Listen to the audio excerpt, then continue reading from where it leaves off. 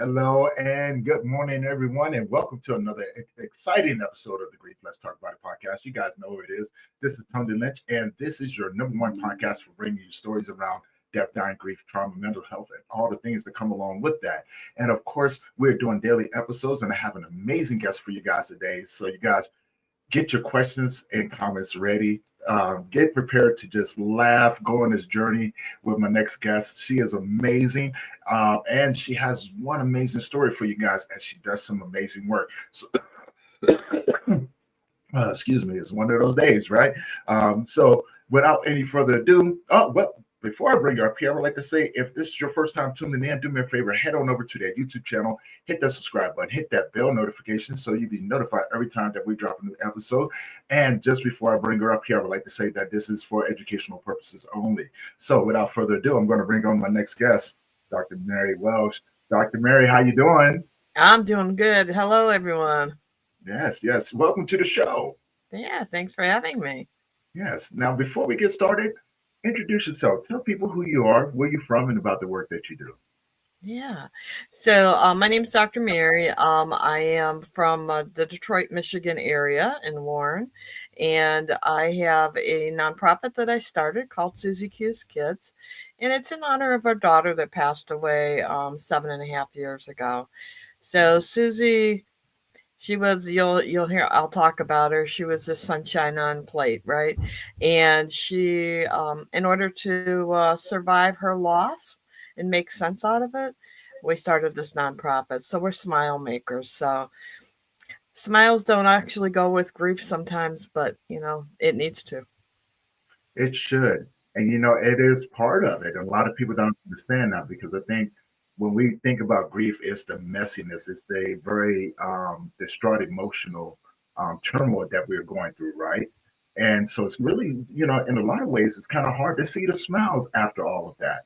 And you and I have talked, we've laughed. You had my stomach hurting the first time that we talked. And, I had a blast talking with you. So, I'm really, really excited to have the conversation with you today. So walk us through your journey. Yeah. So, Susie was one of 6 kids in our family. She was the youngest of my biological children, married, got 3 kids. My husband has 3. We have a wonderful family. Um, but she was sick most of her adult life. She got sick at 18 and it kind of just escalated. And we lost her to an infection when she was 31. And so, um, watching someone go through a lot of pain, and she dealt with grief in her own way because she didn't have her own life, right? She didn't have that life of being a mom and doing all the things that she thought life was going to give her. And so it was hard as a parent just watching that, and having her deal with the pain. So, she was a special kid. And when she told me at one point, she said, "Mom," she said, "I have been so loved and I love so many and I've led such a great life." She says, "When it's my time and it's okay, Mom. Just let me go." And she said, "And I'll do everything in my power to fight the pain of the demons of, potentially suicide or what, just to deal with the pain." She said, "I'll do everything in my power to avoid that." And so, um, when she passed away, it was really heart wrenching. All the I might smile, but there's the grief is underneath there, and the pain is there that the loss fills. But she taught me in life to always smile, Yeah. and her legacy is we need to smile. We need to be caring, empathetic people and help others. So our nonprofit is Susie Q's Kids. We create comfort bags for kids. Susie's mainstay when she was in the hospital was her lap blanket, her teddy bear, and her coloring books. And if you smiled and you walked down the hall, she would make contact with you. And if you weren't smiling, she still would have made contact with you and made you smile anyway. Yeah. And so our bags have coloring books, crayons, Uno cards, Play-Doh, silly putty, Matchbox cards, all those activity items that if you think of a child in in a shelter or a hospital bed, or any kind of a nonprofit that deals with kids, something that's theirs and something that'll occupy their time.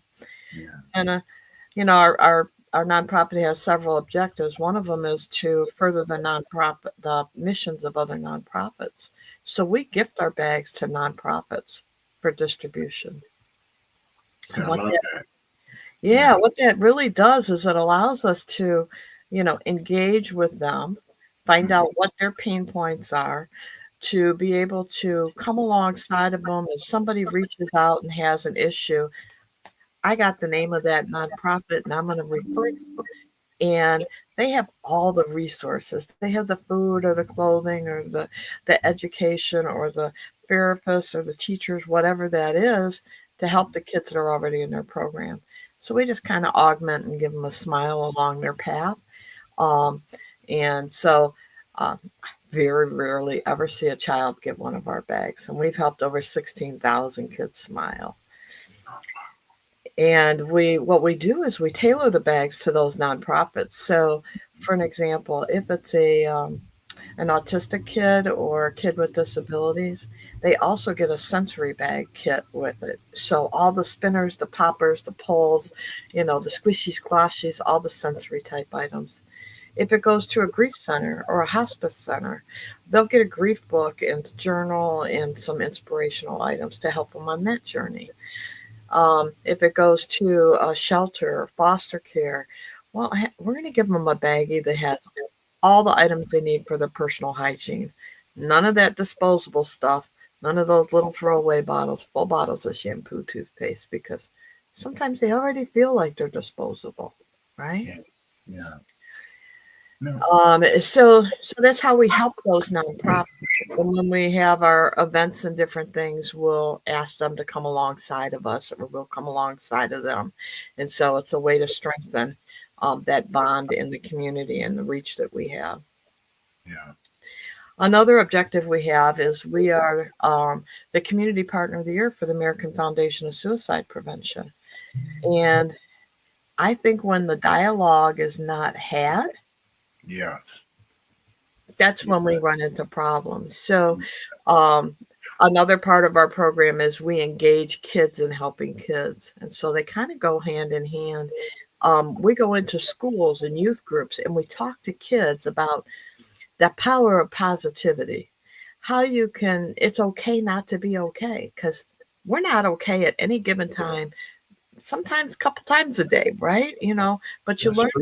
you learn the tools to be able to handle it. But if you've not been told the tools or that it's normal to feel those angst times and how to deal with them, then you run into trouble, right? Yes.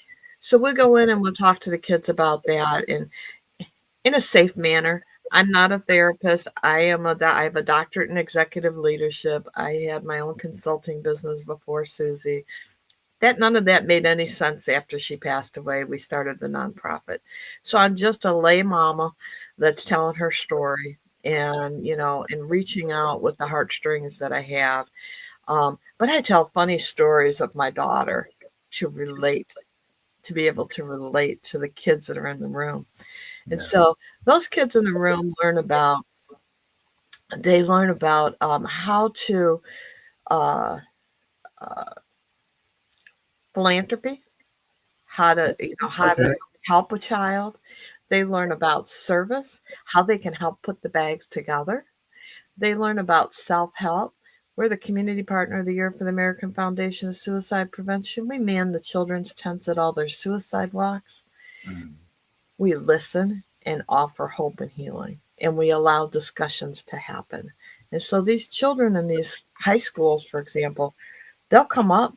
I might have a line of 20 kids that'll come up afterwards and tell me heartfelt stories of their triumph, their loss, their angst. And, I had one young man, I always said it's okay not to be okay, right? Mhm. And I said, you guys can come up and get your pizza, it's here, but tell me 5 things you learned. And the one young man said he was okay from the back of the room. Now, Come on, Tony. I don't know what that means, right? I'm not Yes.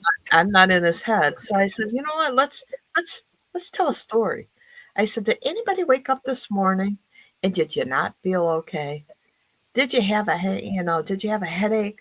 Your stomach's in knots. You're just queasy. You're anxious. You just didn't want to be here today. I said, please be honest and raise your hand. And two young ladies raised their hand.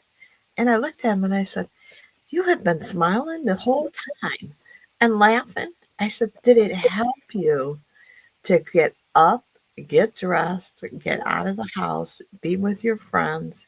Did that help you? And they said, yes. I said, that's the story. I said, but now we're going to paint a picture. So, do you like to paint, Tony? I do. I do. We've talked about this. I'm a very creative individual. Unfortunately for me, I lost the feeling in my hands when my son was born, and Uh, because of some choices I made, fighting all the time, and so I had to have surgery, and the feeling just never came back. So uh, I find other ways of being creative, right?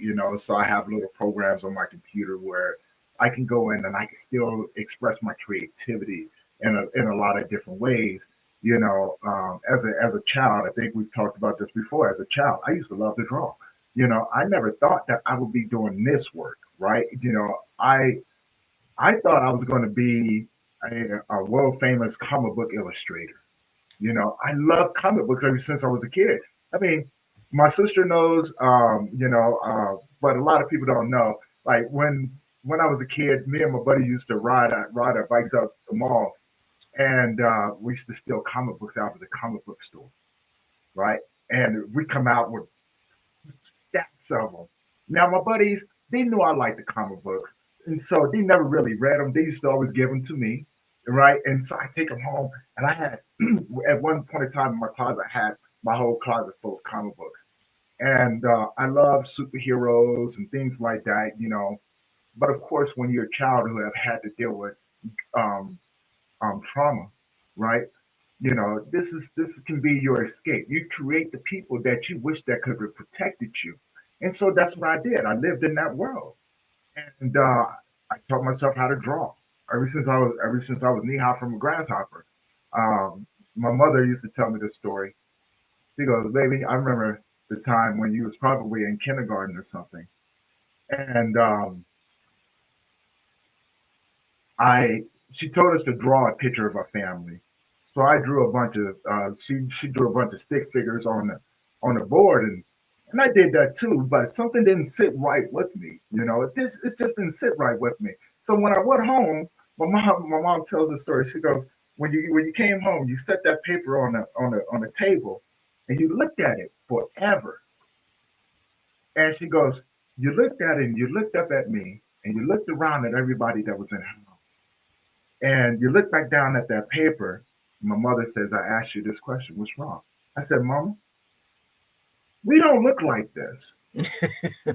We don't look like this. She goes, no, we don't. I said, then why should I have to draw things that look like this when we don't look like this? And she says, ever since then, I was determined to draw people.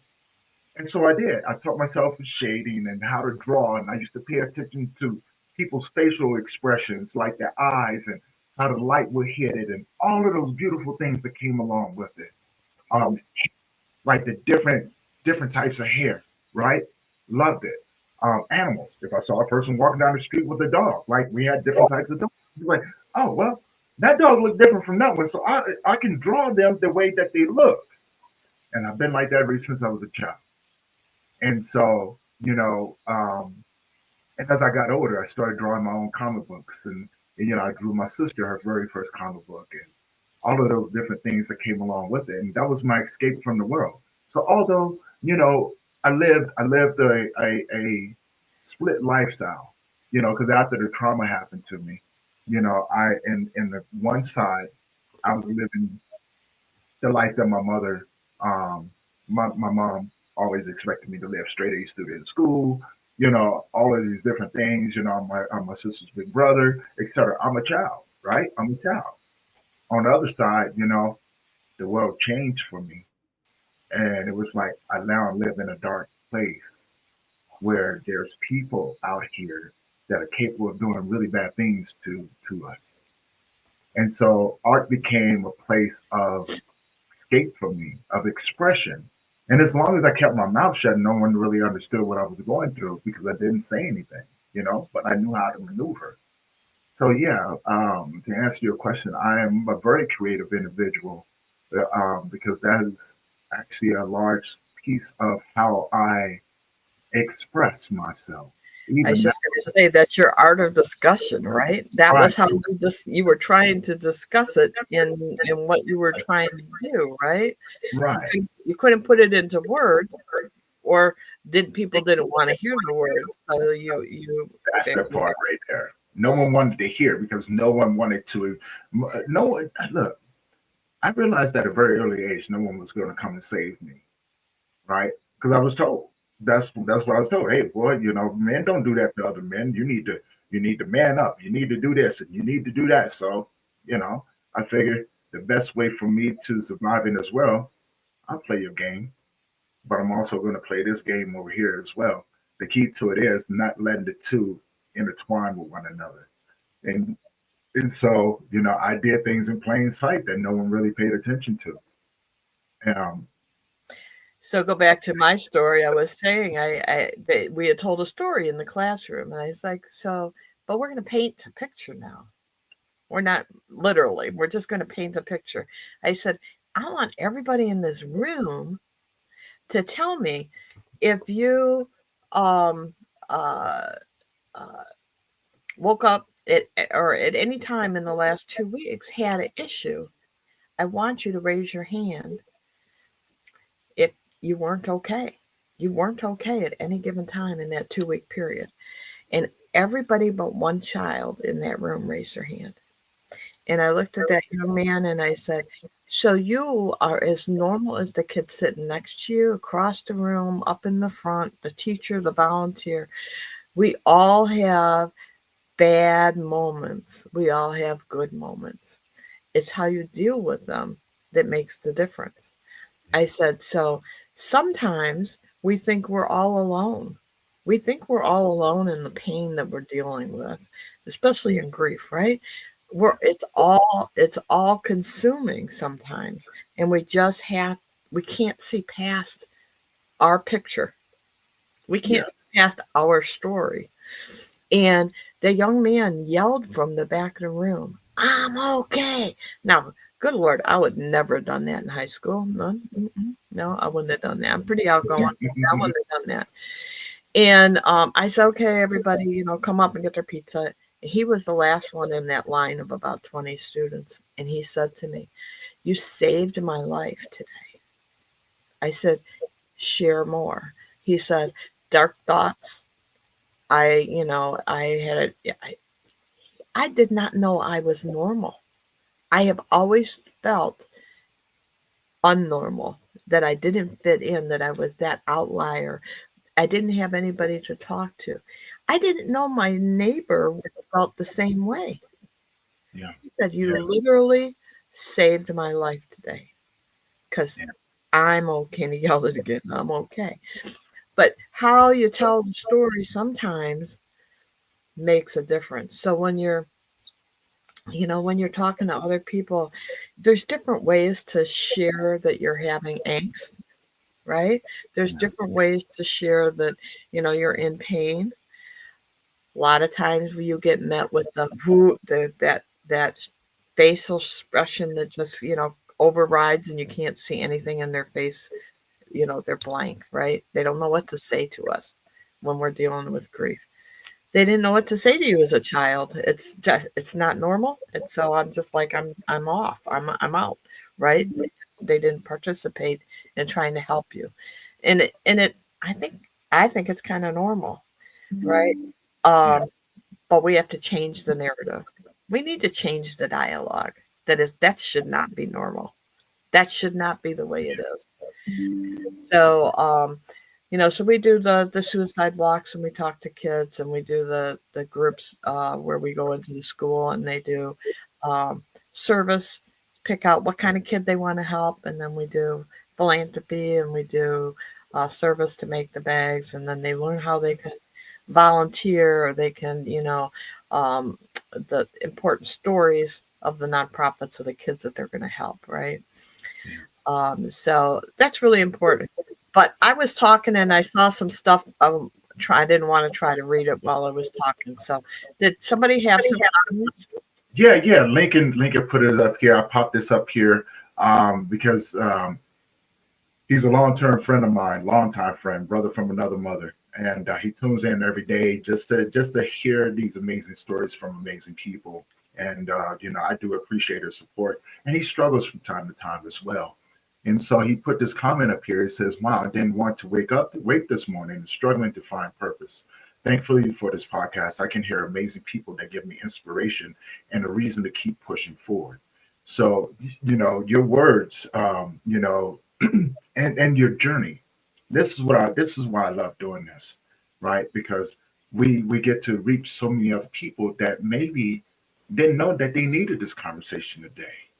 And so, and he knows that he could pick up the phone and talk to me. But look, as men, although I do the work that I do, as men, we struggle with how we talk, right? And listening to how you were speaking about children and everything, um, it's it's one of those things that we really need to break and kick these doors down to have these conversations.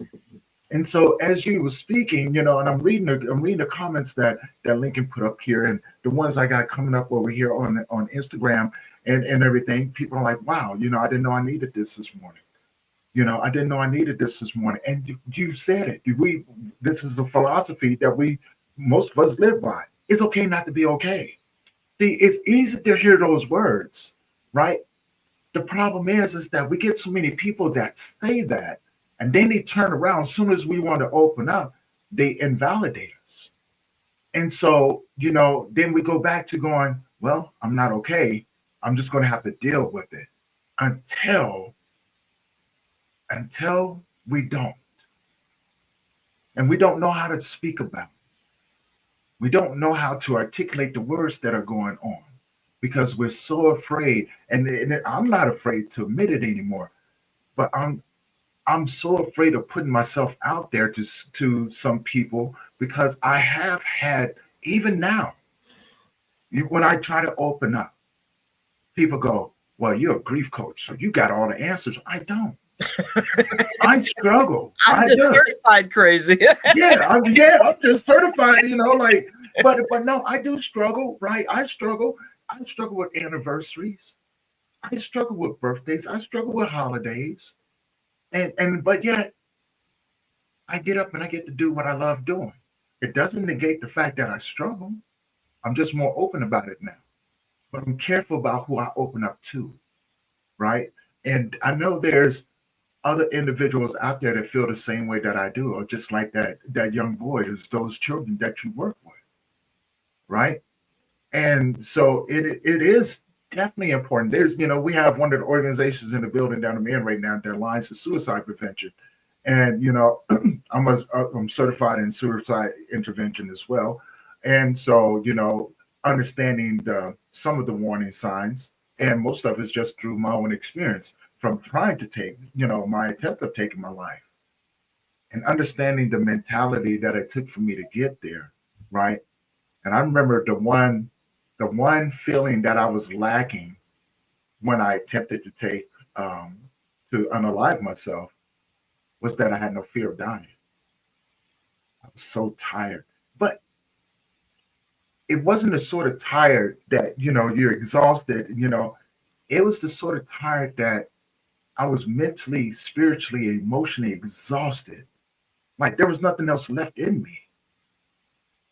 And it's the combination. I'm 50 years old now. When I attempted this, I was in my 40s. It was the combination of everything, just life in general, right?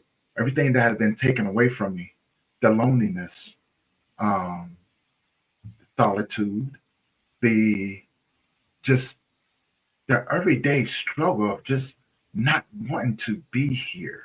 Like, like, like your little girl said, I just felt like, I was out of place, right? I was just out of place. But I know there's a lot of people out there right now listening that feel the same way, that are listening to your story, that are going, wow, I didn't know I needed this morning. Thank you. So a lot of thank yous coming in from Instagram. I want to say thank you guys over there. Lincoln is over here, and he just expressed one of his things that he's dealing with today, right? And I'm gonna pop this up here, and Lincoln, you already know how I feel about you, brother. I love you. It goes today is the 20th anniversary of his cousin's murder, right? So what is his cousin's name? I want always to say your loved one's name. So you say your cousin's murder. What's your cousin's name? Come on, Lincoln, put it on up there. You open up the doors, brother. Come on. He'll pop it up in there. And tell people That's so important because if you don't say their name, nobody else is going to say their name. Yeah. TJ So Grimes. TJ. So TJ, we're going to do it. We're going to do an experience together. Okay. Tony, you know where I'm going. I'm already knowing, guys. Do this exercise. Do this exercise. So, Lincoln, I wish I could see you, but I don't. But I want you to put your thumbs up in the air for me. I'm going to do it. Okay. I want you, look at, we're both smiling. I can see Tony's smile. You can see mine. Lincoln, I believe that you're smiling. I don't know what it is about putting your thumbs up just makes people smile. But I want you to name your thumbs. And so one could be TJ, one could be another loved one. For me, it's my daughter Susie and my mom. Tony, who's yours? It's my mom and my son Jake. Jake, okay. And so TJ, do you have a well, it's hard to put your thumbs up and type at the same time, so you'll get a pass. So TJ, you get Lincoln. TJ is both thumbs in your story. Whenever you take a picture, I want you to realize that TJ is always with you. He is in your heart. He is in your mind. He is everywhere that you go. He is a strong part of who we are and what we do, right? And so I always say I'm selfish when I talk about my grief because I talk about my daughter Susie and my mom all day long. I use them as examples. They live on through my voice. So they live on through your voice. So always say their, TJ's name, Jake's name. What's mom's name? My mom's name was Diana. Okay, my mom was Shirley. So we always say their names, right? When you take a picture, when you look back on it, guess what? Every silly selfie, trip to the zoo, graduation, wedding, momentous occasion that you have, silly, non-existent occasion, doesn't matter. They are always with you. And when you look back on the picture, you see them. They're smiling at you. They're there. That thumb and that thumb right there. I know exactly what I was thinking when I put them up in the air. And so it's a way just to relate. And Tony smiled right away as I said I was going to tell a story because he knew my thumbs were going to go up in there. We had already done this exercise. You have his name on your arm. Wonderful, wonderful. And so always say it out loud. It's music to your ears. It's just music to your ears. And it's just a way to connect. And now Lincoln, if you see Tony and he puts his thumbs up in the air, you're going to know exactly what he's thinking, and he's going to know what she's thinking about you, what you were thinking. So guess what? Is that a dialogue starter right there? Right? So I had an example. I went to a funeral. My one of my friends passed away, and I was sitting in there and I was talking, and a little girl came up and she sat in the pew. Now, she was one of like 18 great grandchildren. I didn't know her name. I didn't, and I looked at her. I said, "Come here." And I said, "I'm a friend of your great grandfather." And she says, "You are?" And I said, "Can I tell you a story?" Well, I shared my thumbs up story, and I asked her if she had a camera on her phone, and of course she did. And I said, "May I take your picture?" So she smiled real pretty, had her thumbs up in the air. She's in the viewing area of her grandfather's funeral. She took off. I'm talking within 10 minutes, she came back and she said, "Can I show you something?" I said, sure. She showed me all 18 grandchildren going like this. Now, when they look at pictures, are they going to remember Grandpa? Because it's going to be that story, that dialogue is going to come up. The pictures from that day, I made 18 kids smile because I did this, right? I Yeah. gave them a way to recognize each other. I gave them a way to perpetuate Grandpa Jerry in their lifestyle, right? And I was just some stranger to her. She didn't know who I was, you know. But you can make a difference on a stranger just by telling a story.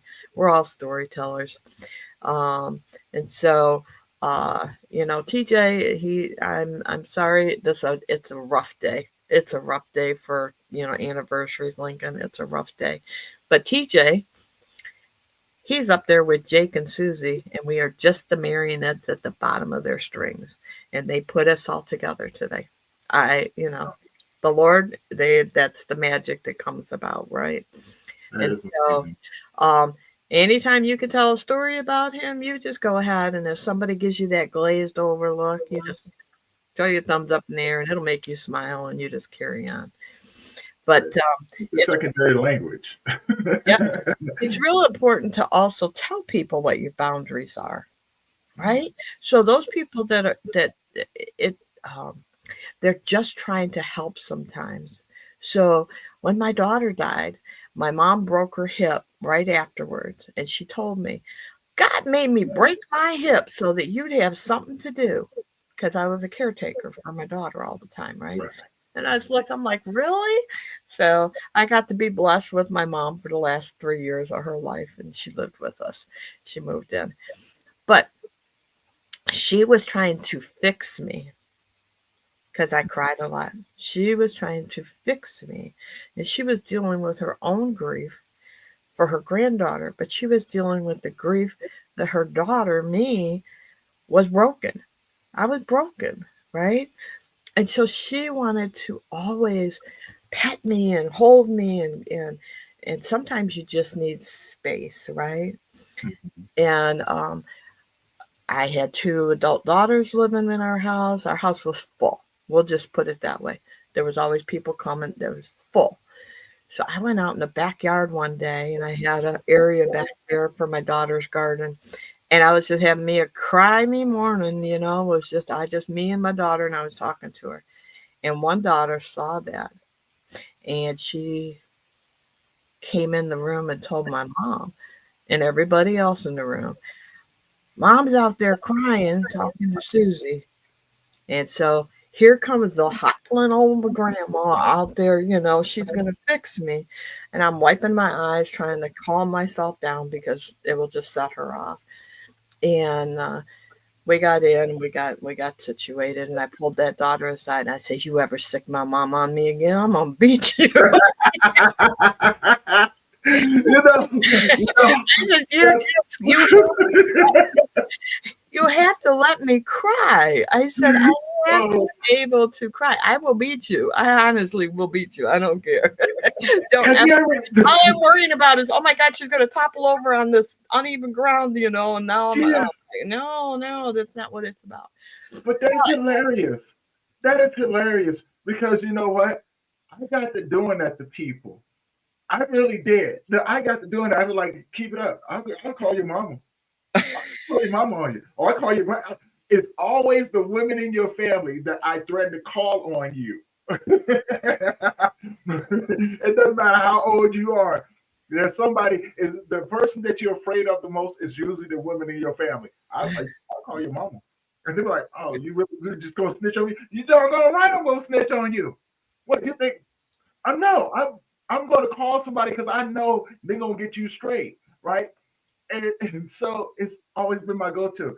But people tell me all the time, I'll just call your sister. I'm like, you don't even have her number. You don't. And I just talked to my sister the other day, and and I was just like, man, like she's my baby sister. I love her to death. But man, she got all the buttons she can push. She got all the buttons. She got all the buttons, and she knows that she does too. And she knows I love her to death. And so she's constantly like, I'm like, because people know that when they call her, she's gonna come at me and she's gonna just poke at me and stuff. What you gonna do? What you gonna do? You're not gonna do nothing. And I'm just like, I'm punching them out. And she knows that I'm not, and so she gets away with it. And so now I'm just like, you know what? I don't even like y'all. That's what I tell people. Call myself, I don't even like y'all. I don't. I love you, but I don't even like y'all. So it's always that one person. But you have to set boundaries, right? And so by having that conversation, I told them, listen, you need to cry, you need to carry on, you need to do whatever's good for you. And if you're not letting it out, you need to let it out once in a while. Doesn't have to be all the time. We all grieve different. I says, but guess what? If I need a hug, I'm gonna come and get it. I'm gonna just like plop myself down on your lap. I don't care. When I need it, I'm gonna come and get it. But if I'm watching a movie or I'm doing something and the tears are rolling down my face, just leave me alone. I'm a big girl. I'm dealing with whatever that emotion is. I can't Yeah, explain it to you. I don't want to explain it. It's my moment, right? Everybody has moments. yeah, So just being able to tell that sometimes is hard to do, you know. But now everybody knows, and my husband, he'll just look over and or I'll look back and he's doing the same thing, and he's got. I'm like, oh yeah, this one really good. This program on TV, this is really a uplifting moment, hmm But it's just taking you to a different place, and time that you have to experience yourself, right? yeah. I want to comment on that because I think that it's important for people to understand. Like when it comes down to dealing with grief and or having to experience grief, because grief is not something that you deal with; it's something that you experience, right? There's a couple things that you've said, and I want to bring up one. I was listening to I was listening to a conversation this guy was having with the universe. And it was just him talking with himself, but it's very intelligent man, very, very intelligent man. And the guy was saying, like grief is not something to fix. And because the guy kept saying, I'm broken, you can't fix me. And, of course, the universe replied back, grief is not something to fix, it's something that you experience. And the problem is that you're not broken. You have to change the dialogue of how you speak upon yourself. Because most of the times those words carry weight with how you react or respond to what's going on. And in turn, when you begin to use words like broken and things like that, you tend to act those things out. But if you can change it around and use it in a way or speak it upon yourself in a way to where it can be beneficial in your self talk, you begin to outwardly express what you're feeling, which opens up the doors to have dialogue around, right? Mm. And I think that's important. I think that's really, really important because you said the other part was, if you see me sitting there and I got those tears coming down my face, just know that this is just my moment. Mhm. This is just my moment. The Yeah. problem is that most people don't understand those moments, right? We've been Like so my mom, and she would come every time and just come over and give me that big hug. Oh. right, but people do what comes naturally to them, right? Because when you think about mamas, right, their roles that they play in our lives is to nurture. It's truly just the nurture, right? I see you hurting, I'm automatically, I don't want to see you that way, so I'm going to come over and do what I can to nurture you, just to let you know that I care, and we're going to do this, that, another. And sometimes it's just a matter of just like you said, Mary, just sitting there with it and allow the experience of the emotions to come out, not to overwhelm you, but to well up inside of you and release itself, right? You're reliving a special moment that you Yeah, had with them. I yeah, mean, it's beautiful in a way. It's beautiful in a way. You're crying because you don't have that anymore, right? right, And so when somebody else tries to break in that, I mean, it's like waking up from a dream. Ah, Mm. how was the dream going to end? What was it? What was I doing in it? It was really a good dream. I can't, and then the nightmares that would come was like, oh, I just can't, I got to wake Oh, up. Right. And so, yeah.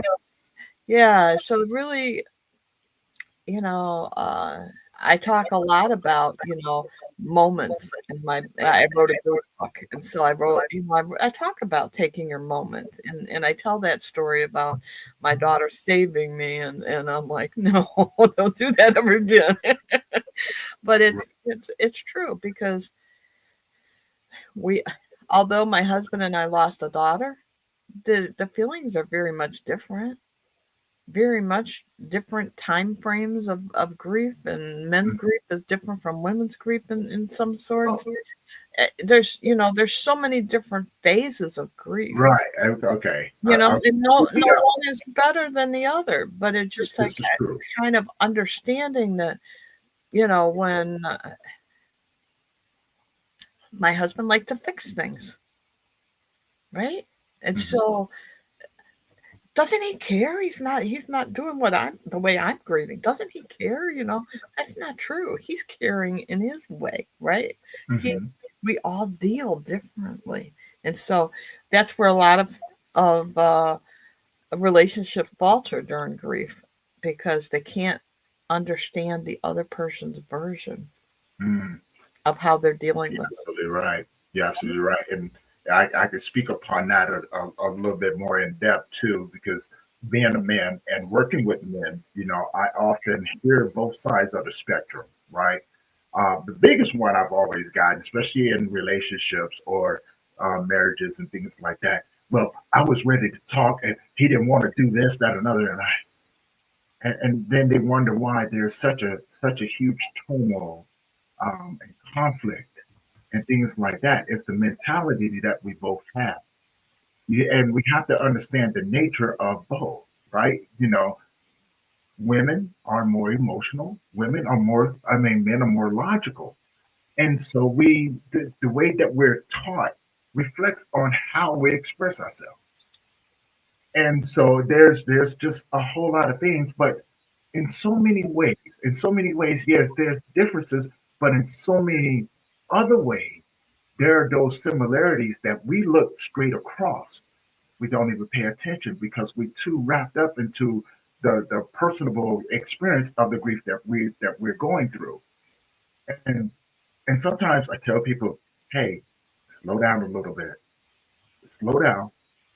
Get out of your emotions. Look at look at everything that's around you and notice the things that are in your present moment. If you two are still standing here in front of each other, that's something to be said. Now, what you do from that moment on will determine how this goes. But you can't overlook the simple things. A person is still there. You are still there. You're there. Now it's a matter of what's the next step? Are you going to make this about you? Are you willing to open up your ears and listen to what's actually being said? Are you willing to receive what's being said? Right? And it goes back to that thing, the hard look, I've seen many couples. I actually was one of those myself where, after I lost my son, my relationship didn't last. And it didn't, it really didn't. And it's because, 6 months after I lost my son, I was told, because I was still going through it. I was going through it, something fierce. And all I wanted was I wanted the pain to stop. I was tired of sitting in the corners at night, wishing that I could just close my eyes for a little bit, and not feeling like that my eyes were about to fall out of my eyes because of the tears and everything. And the young lady that I was with, I wasn't mad at, I now learned how to forgive and understand that she was doing the best that she had with what she understood. Going through child loss, I don't expect people to understand unless you've actually walked that path. But she had told me because she asked me one day. She goes, "What are we doing today?" I said, "Today I don't want to do anything. I don't want to do anything." And she goes, "Well, you still grieving your son? It's been 6 months. You should be over it." I said, you know what? You're absolutely right. And I packed up my stuff and I left, and never looked back. Took me a long time to get over that one, right? Took me a little bit because I was like, this is supposed to be someone who cared about me. Now, words carry power, and that you would be, actually, you probably wouldn't be surprised, but for those out there right now that are listening, that are going, wow, this it is it's one of those things where when you look back on it, when people don't understand, they want you to be the person that they was before your loss happened, and it doesn't work that way. I'm gonna put this comment up here, from Julie Spears. Julie, how you doing? And she says, truly amazing to hear how your journey is shining light for others in pain and their own grief of life. Yes, thank you so much. And again, Dr. Mary, we were talking about, she does some amazing work with children. Her information is in the YouTube channel. So if you guys want to go check out her nonprofit and things like that, please check it out. And we're just talking about some of the experiences that we've gone through, and she's sharing this amazing journey and got us over here laughing and everything else. So go back if you do get the chance to go to the YouTube channel and watch the full episode and everything. She has an amazing exercise that I think could be beneficial for a lot of people. Also, thank you for tuning in. Thank you for your support. And if you have any questions for us or for Dr. Welsh herself, please put them in the comment section. We'll be sure to answer them as we go along. Okay. But as I was saying, Dr. Welsh, people don't really understand how powerful those words can be to a person who is so vulnerable and sensitive to those words, right? And it takes a long time. So I did learn, and it's learned the hard way, right? That they say it in ignorance. They say it in ignorance. They just, they may have experienced loss in some form, but the person that you were before losing a child Hmm. is gone. There's a whole, it's just gone. That person's, I said, my goal was to smile and laugh again, because there was many years that really wasn't happening, right? Right, right, It was very forced. And I came in dealing with my own pain, I realized that I don't have to fit anybody else's mold. If I right.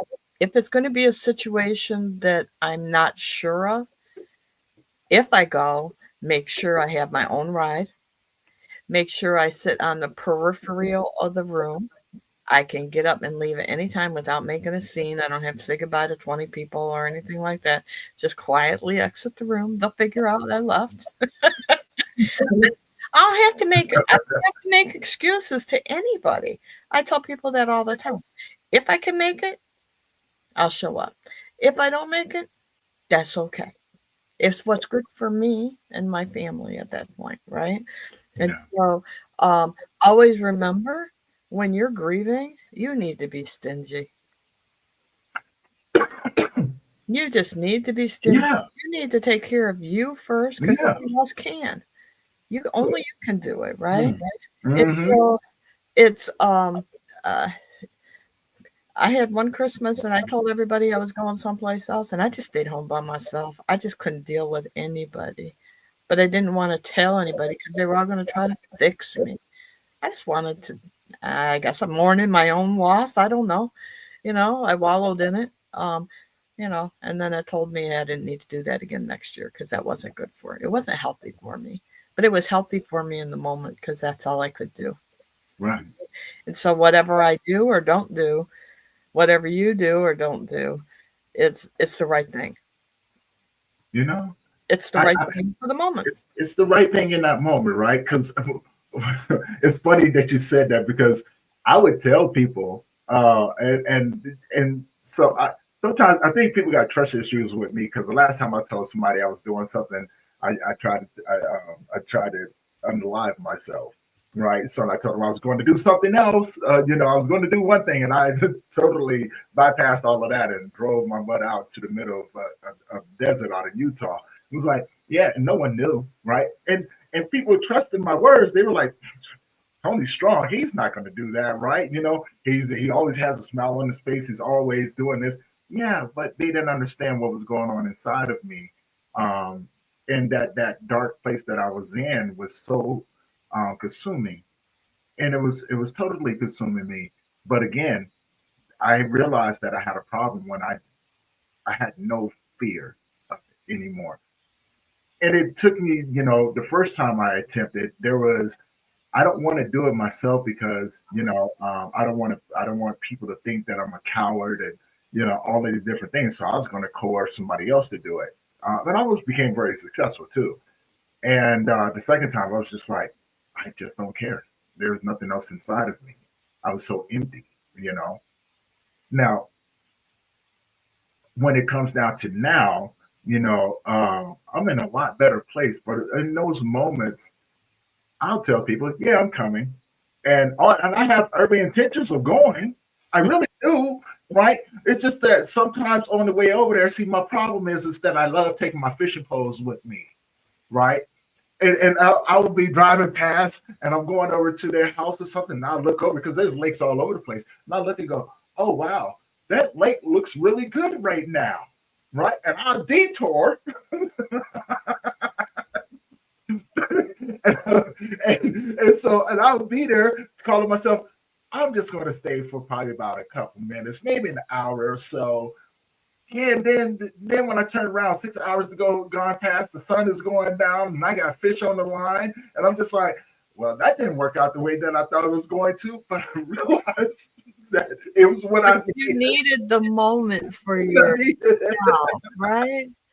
You were So, communing with yourself. uh-huh. So can we ask Julie what brought her on today? Does she have something that she wants to share? I'm gonna see if she's out there. Then I see the numbers fluctuating a little bit. So, Julie, if you're out there, question for you: what brought you on today? What brought you on? And for anyone else out there that want to chime in, and give your thoughts on our conversation today. Any comments, any questions that you guys have, please put them in the comment section. We'll be sure to answer them. And we're gonna keep the conversation going. We're definitely gonna keep it going. And so if you want to know a little bit more about Dr. Welsh, her information is in the comments, well, in the YouTube description, as well as all of her information about a nonprofit, her social medias, all those different things. And check out the conversation that we're having as well. Um, but now I have to ask this because I know there's probably somebody out there listening right now. What process did you go through to get your smile and your laughter back? Because I know you said you was determined, right? And that's a journey in itself, especially after losing a child. So, um, I have 5 other children, so that is helpful. I have got 5 grandchildren. Lots of people don't have that weren't afforded that. So they keep me busy. Um, if you ask me how it would feel to grieve another child losing, I couldn't imagine losing any of them. I couldn't, that's not possible. It's just incomprehensible. And so, um, for us, her birthday was 2 months after she passed away, Susie's birthday. And how am I going to help them grieve? How am I going to help them make sense of what's going on? And I said, Susie had a young friend who was a foster child. Her name was Felicia. And I said, we're gonna honor those 2 young ladies, and we're gonna make comfort bags and give them to foster kids. And so come to the house. The barbecue will be going. The pool will be open. Bring your pictures. Bring your stories. Let's celebrate Susie. And there's probably 80, 90 people showed up that day, right? Wow. And they did not skimp. They brought all kinds of stuff. We made 50 duffel bags full that day. So full the two people had to hold them for someone else to zip them shut, and we had boxes of extra stuff. But I remember one little girl telling me, she says, "Do you like this Barbie doll?" And I said, "Oh, she's so pretty."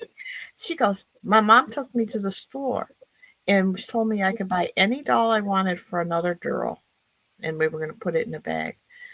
And I said, "Well," she said, "if I like her, the little girl gets is going to love her." And I thought to myself when she told me that story, that was the purest form of philanthropy I'd ever heard. Yeah.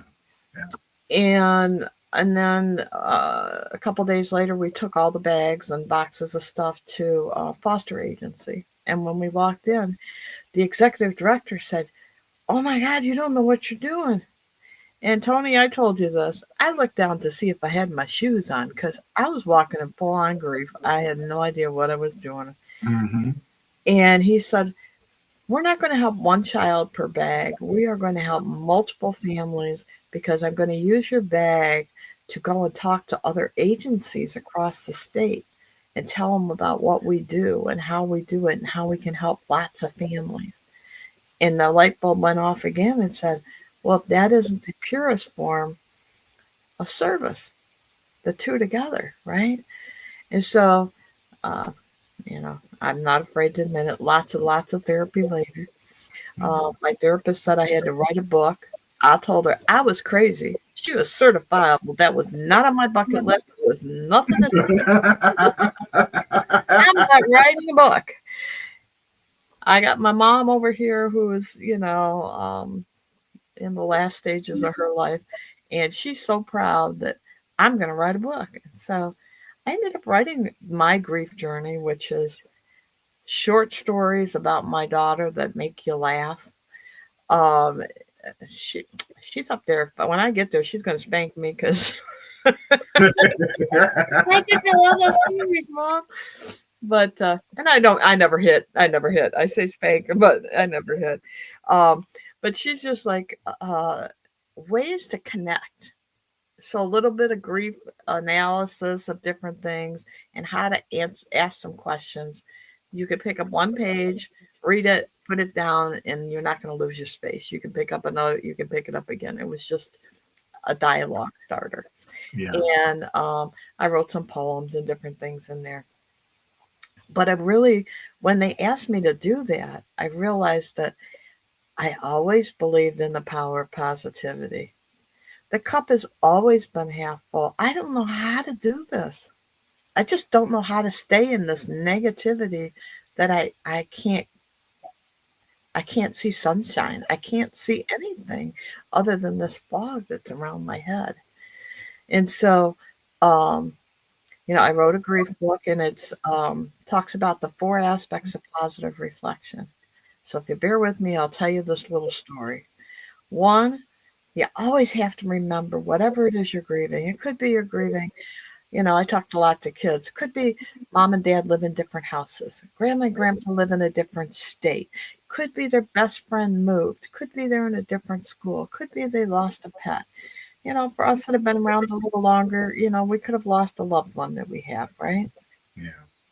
So I talk from the loss of my daughter, and when I give the example. So I have to remember Susie. The second piece is I have to reflect. Now, Susie, if I put her on this pedestal right here, because she's a saint right now, right? That's what we always do. We put people on pedestals, you know? And if I always try to keep her there and to always promote her there, it's not possible. She was a little stinker, just like I'm a big stinker. We're both human. We're both down here together, right? And so it's much easier to psychologically to relate that way instead of always having her or my mom up on this pedestal, right? And so I always say that we have to reflect on the good, the bad, the indifferent times, because that's what made up our relationship, right? Mm-hmm. So if I concentrate on all the pain that she had, that's not healthy. If I concentrate on all the goofy stuff she did and made me laugh, well, that's healthier. but that's not reality. I still have to balance it, right? And so it's always look at that impact, what they had on you and me, and vice versa. And so the third part I always say is where the meat comes in. You have to recreate your own life. So how do you do that? Our loved ones are missing. They're a big part of who we are and what we do. How do we do that? Well, today I want you all to know you are the author of your own life. And if you've ever read any book, the people, the places, and the things on page 1 are not on page 80 and not on page 300. They come, they go, they ebb and flow throughout the book, right? That's the story of your life, right? We go from childhood to middle school, high school, to college graduations, or living our own lives, whatever that journey is. And so um, today's chapter started when you got up this morning and decided to get on this program with us, right? Yeah. And if it's a good day all day, you got a good chapter.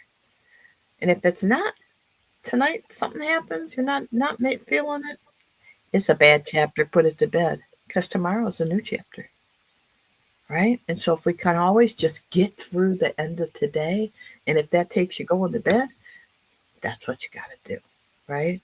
So that's how I recreate my days in ebb and flow, and I do my thumbs up story, and I laugh, and I remember those loved ones and the silly things that they would do, because those are the memories that ebb and flow throughout my chapters. Right. If I get stuck on one ebb, close that chapter. Let's start over again tomorrow, because that was a painful day. That was a painful chapter.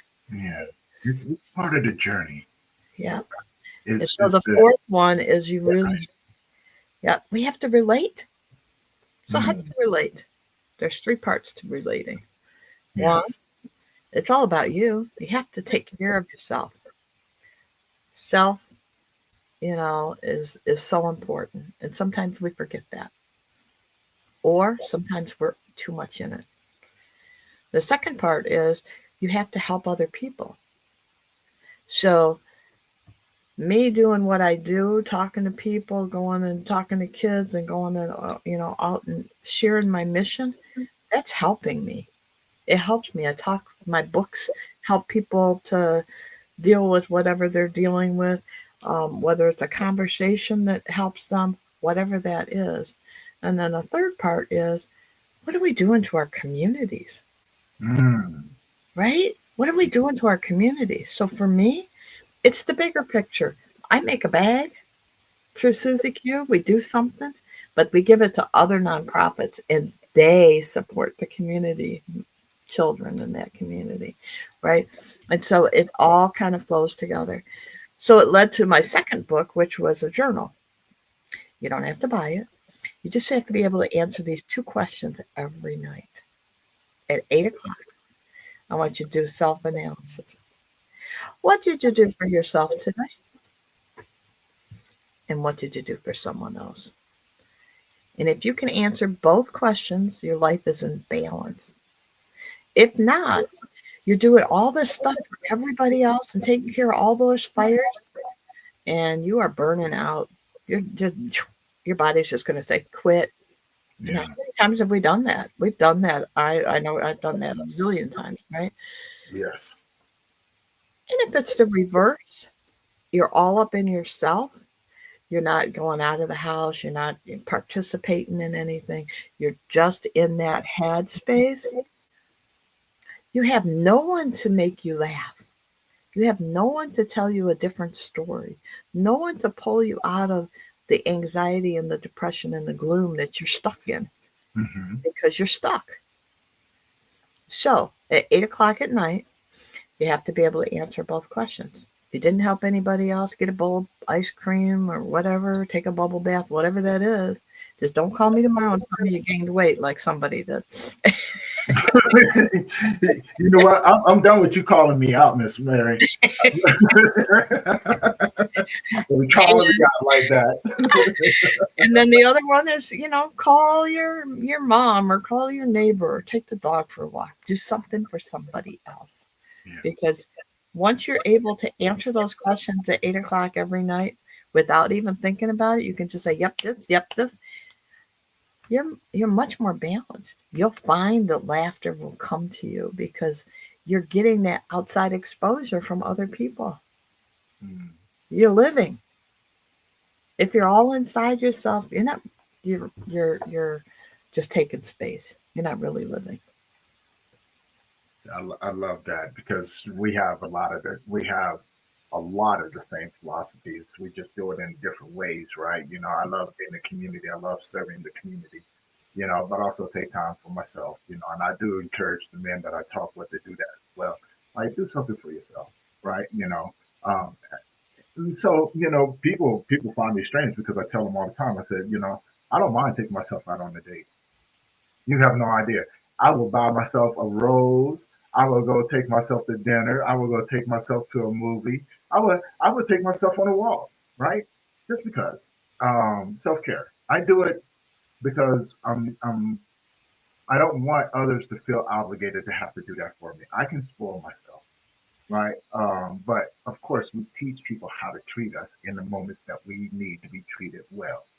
And the quote that I got that from was Jordan Peterson, and it always remained with me. He said, "Treat yourself as if you're um, somebody who's worth being loved." And so I took that quote and I personalized it. And I said, "You know what? You're absolutely right. You're absolutely right." So when you're out there taking that walk, you're not by yourself. You're in your thoughts.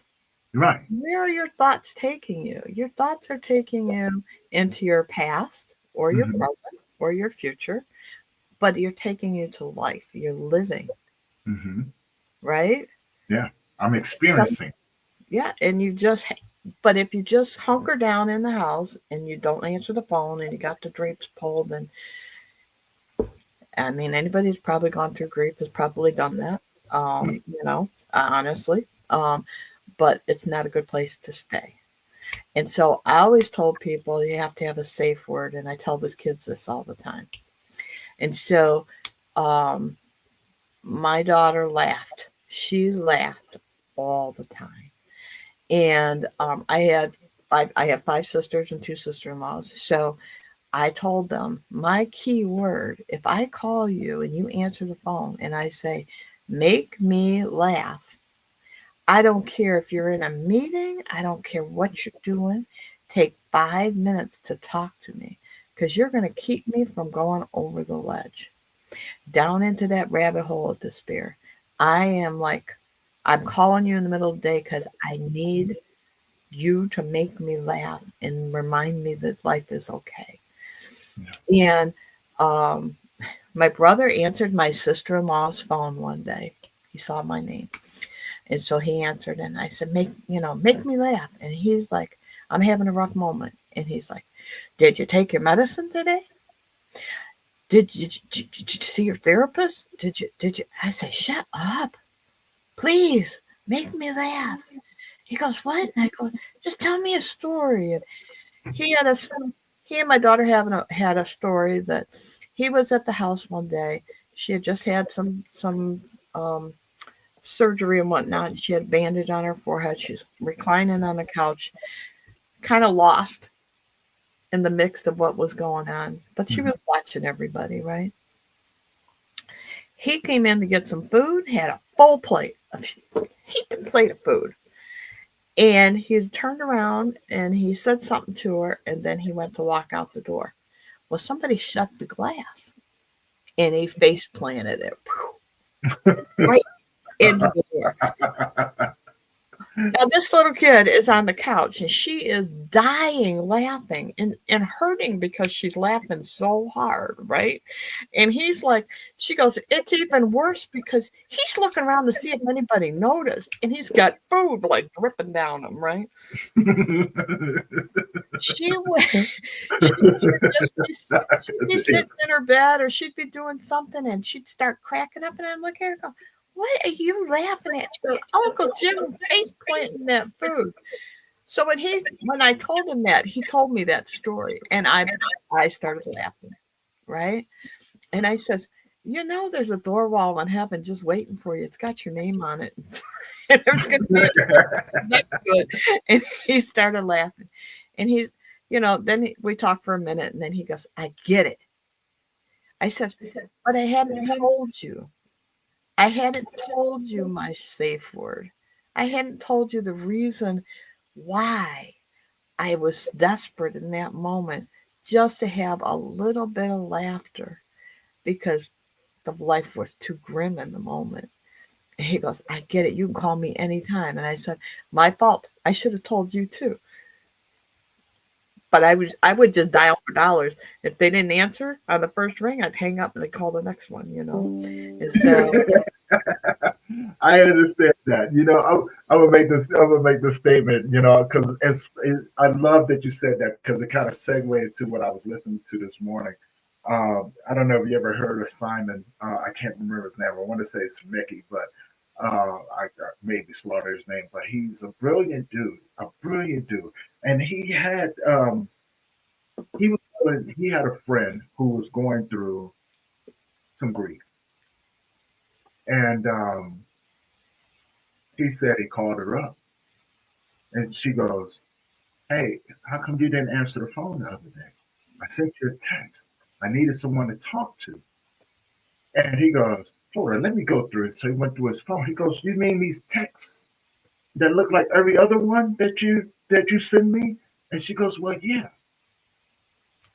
And he reminded us of something. He goes, "When a human being is going through something, it takes 8 minutes for us to feel good." So he says, here's where that word comes in. He goes, he goes, whenever you're going through something, or whenever I'm going through something, instead of texting me like you normally do, text me and say, "Do you have 8 minutes?" That way I know that you need me. And he got mad at her. He goes, "And so from here moving forward, don't you ever deny me the opportunity to come and sit with you when you need me the most." I said, and listen to you, I was like, they must have been talking to each other because she was right on point with it, right on point with it, right? And so I say that to the audience as well. Like, just remember, it takes 8 minutes. 8 minutes. Let that be your word. Whenever you need something and you text someone, let them know your word though. When you really need them, but you have 8 minutes just to talk. and Just have backup. Have a backup. If they and don't, right? they're not, Let everybody know what it is. But that's right? the thing. Let everybody know what it is, right? Because if you're texting me like you normally text me, the possibilities of me ignoring it, especially if I have something going on, is going to be very great. But if you text me and let me know with those simple words, "Do you have 8 minutes?" I know to stop what I'm doing and make it a priority to make sure that you're okay because I'm committed to sitting with you and don't and being able to take that opportunity. Oh, you mean you're not a mind reader? Whoo, uh, Because we all think that our loved ones are when we're grieving, we're look, experiencing something, and that's where that safe word really comes in. I told exactly. I told that story to a gal about couple weeks ago, and the next day I got, make me laugh, and I called her instantly, and she said it worked. You called me, and I said, well, next time you can call me. You sent a text. I just happened to see it. Don't, like you said, don't always see timely. I said, but just every once in a while, just out of the clear blue, because I know she's going through some stuff, I Mhm. just send her a text and says, Hey, making you laugh. Not make me laugh. Make it, you switched it a little bit. So I'm not apply for her she has to recall me back, but I'm thinking of her. Right? I love that. I love that.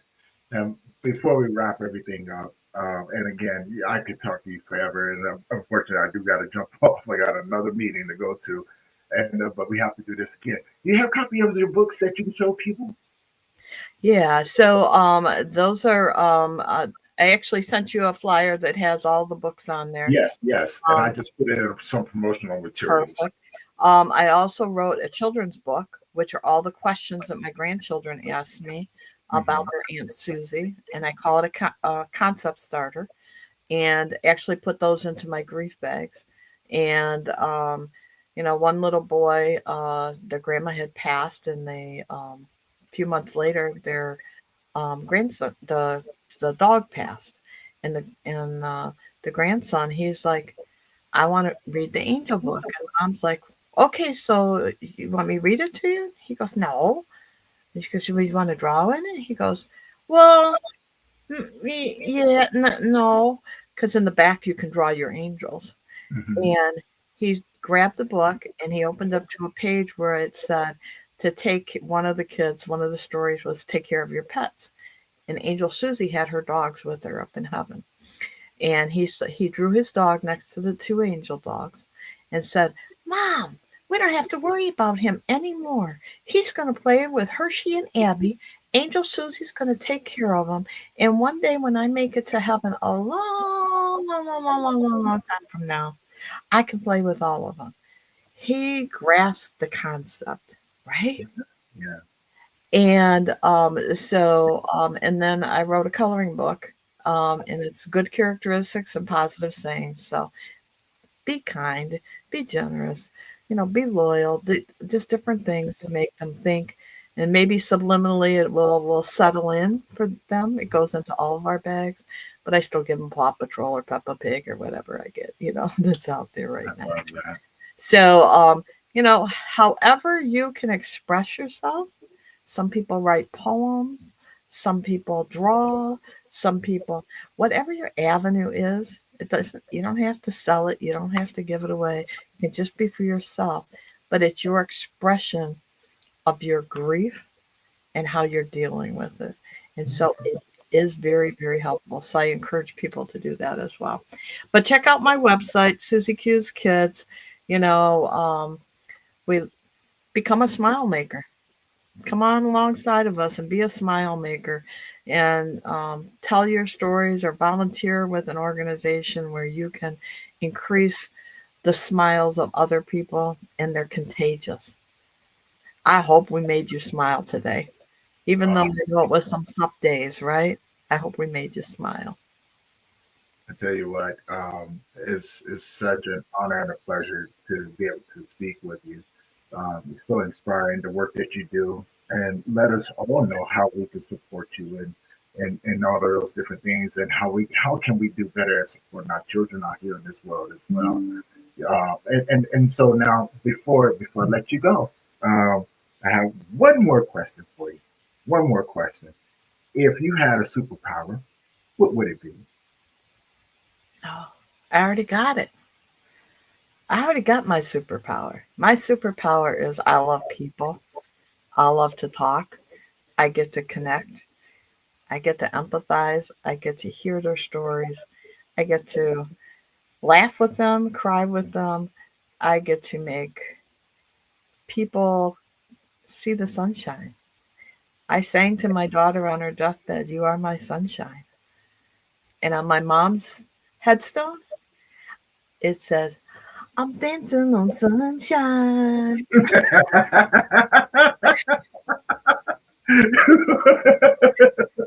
And my six siblings said, You didn't. And I said, Well, you let me take care of everything. And I took care of it. So, yeah.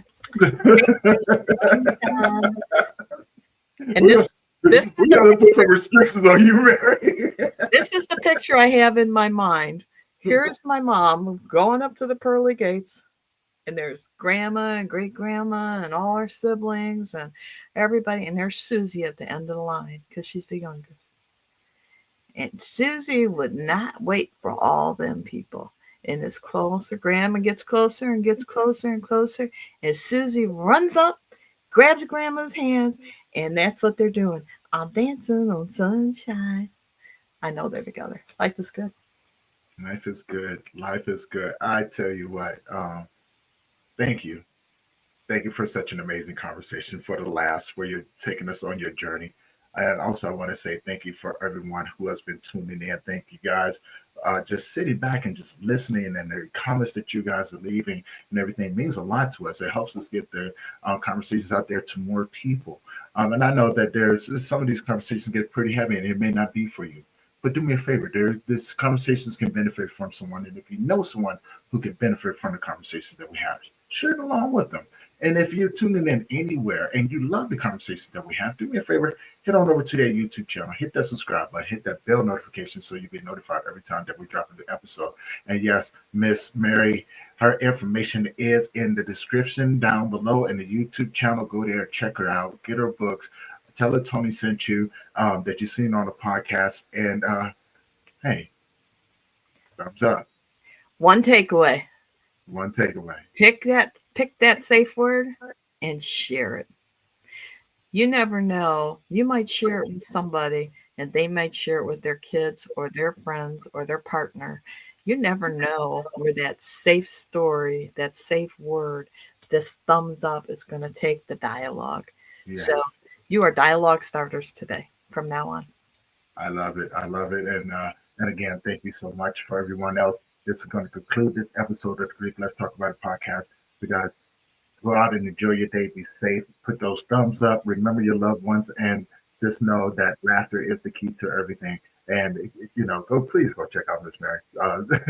She will have you dying. Okay, she's going to have you guys dying laughing.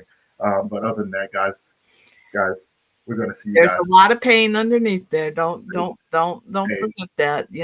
But it's what you portray. There you go. If you give it, you might get something back. There you go. A better for you to heal and to grasp your chapter today. Yeah. Well, I think that another good takeaway, and to add to what you're saying, just because we have a lot of pain, we can also see the other side of it. And you've just now shown that, right? Through some of the worst pain that you've ever gone through, that you can find laughter, you can find happiness and peace, you can serve, you can do good things in the world. As long as you're willing to be open to having other people walk alongside of you and dance on sunshine, as you say, with them. Right? Dancing on sunshine. Guys, we're going to see you guys in the next episode. All right. Love you. And guys, have a wonderful day. Peace.